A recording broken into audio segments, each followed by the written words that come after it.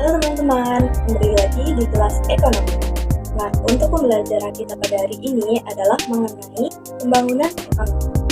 Untuk pokok pembelajaran yang akan kita bahas adalah mengenai konsep dari pembangunan ekonomi. Yang pertama, mengenai pengertian dari pembangunan ekonomi.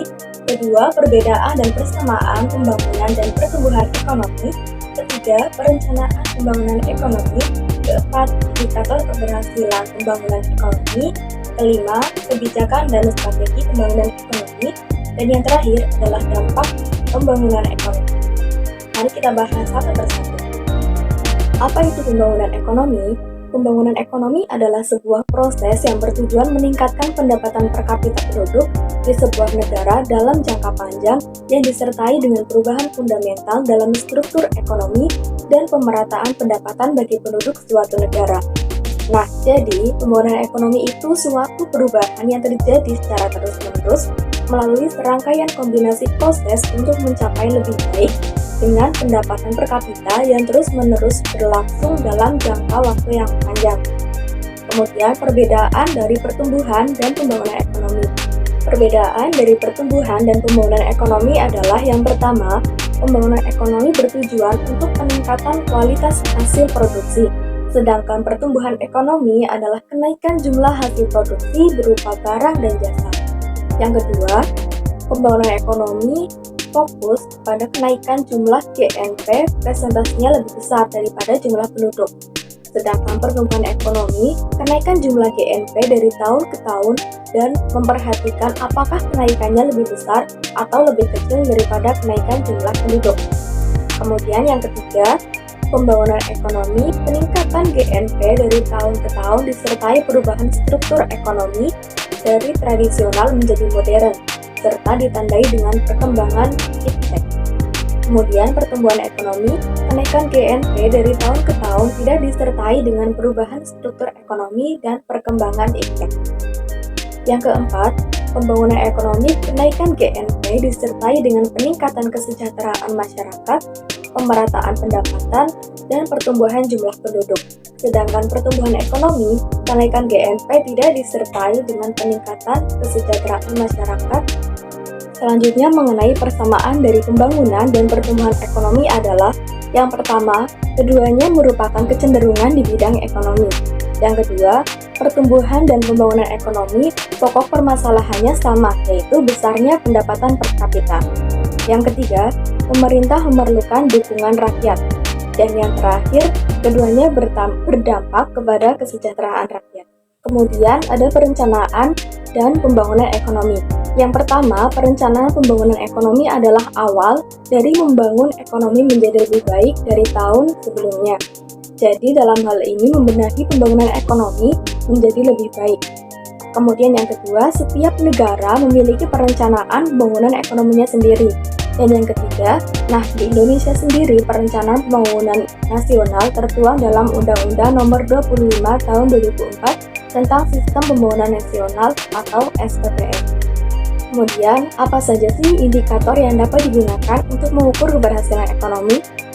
Perkembangan ekonomi dapat diukur dari perubahan sektor yang menyumbang kontribusi terbesar dalam pendapatan nasional.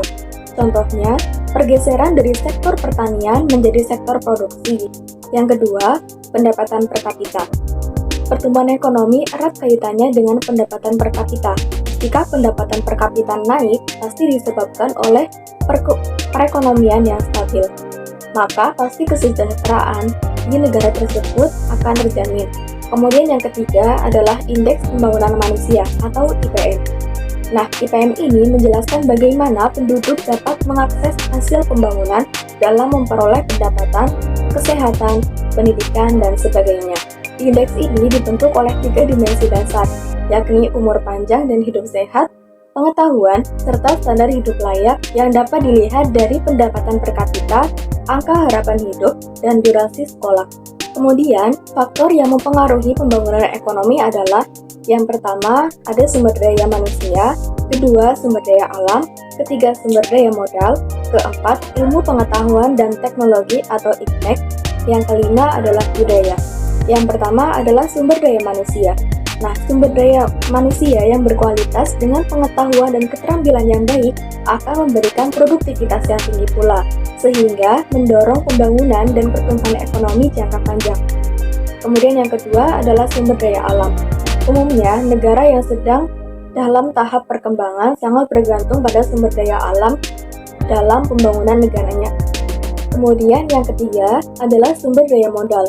Contohnya berupa barang untuk perkembangan dan kelancaran dalam pembangunan ekonomi.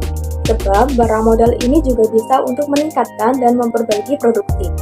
Kemudian yang keempat adalah ilmu pengetahuan dan teknologi atau iptek. Perkembangan iptek sangat pesat khususnya di bidang teknologi. Hal tersebut dapat mempengaruhi pembangunan ekonomi suatu negara. Kemudian yang kelima adalah budaya. Budaya memberi dampak tersendiri dalam pembangunan ekonomi yang dilakukan, karena faktor ini dapat berfungsi sebagai pembangkit atau pendorong proses pembangunan ekonomi, tetapi juga bisa saja menjadi penghambat pembangunan ekonomi jika tidak disikapi dengan benar. Sehingga atas budaya yang kita miliki harus dihormati dan dikembangkan dengan baik.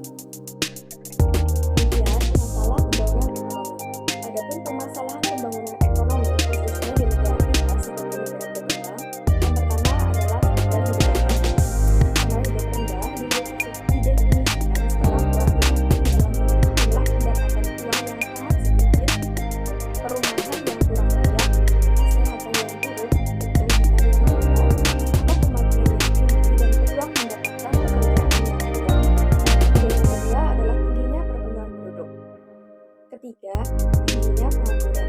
Jika pengangguran tinggi, maka akan terjadi ketergantungan terhadap angkatan kerja. Kemudian yang keempat adalah tingginya kemiskinan. Nah, ini adalah dampak dari pengangguran yang mengakibatkan tingginya tingkat pengangguran. Kelima adalah adanya tingkat produksi yang rendah. Dan yang terakhir adalah tingkat pendidikan yang rendah, karena dianggap pendidikan itu tidak penting. Sehingga yang adalah yang penting bekerja tanpa memandang skill dan pendidikan. Nah, untuk menyusun kebijakan dan strategi pembangunan, Indonesia sudah membuat rencana 5 tahun pembangunan ekonomi yang disebut dengan Rencana Pembangunan Jangka Menengah atau RPJM. RPJM ini diprogramkan mulai tahun 2005 sampai 2025 dengan dibagi menjadi 4 tahap. Nah, tahap yang pertama adalah RPJM 1.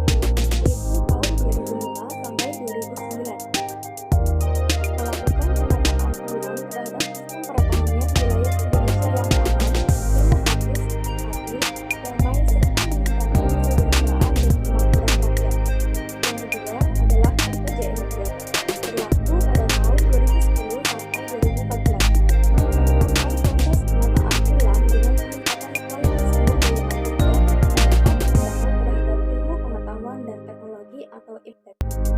Kemudian yang ketiga adalah RPJM 3 yang berlaku pada tahun 2015 sampai 2019, yakni melakukan penyempurnaan terhadap penataan ulang dan memfokuskan pembangunan pada peningkatan kualitas sumber daya manusia yang didukung dengan pengembangan ilmu pengetahuan dan teknologi untuk meningkatkan daya saing perekonomian.